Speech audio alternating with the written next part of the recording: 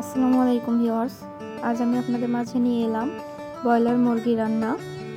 Broiler মুরগি রান্নার জন্য আজ আমরা যে মশলাটা ব্যবহার করেছি সেই মশলার ভিতরে দিয়েছি শুকনো মরিচ,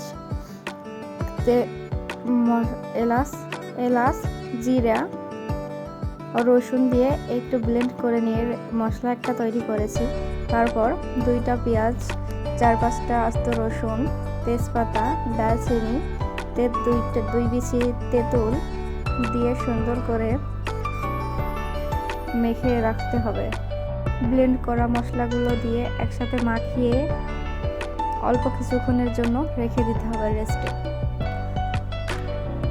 পরিমাণ মতন লবণ, হলুদ, 1 চামচ ধনিয়া গুঁড়া সব কিছু দিয়ে মেখে রাখতে হবে। অল্প একটু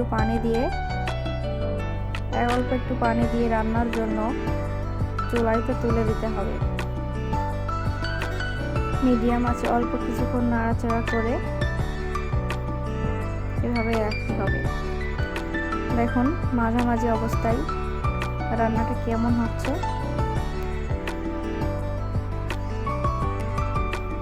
রান্নার জন্য অবশ্যই মিডিয়াম আঁচ রাখতে হবে। আমরা একবারে যে পানিটা দিয়েছি সেটা দিয়ে রান্না কমপ্লিট হয়ে যাবে। এই যে ঝোলটা কমে আসছে।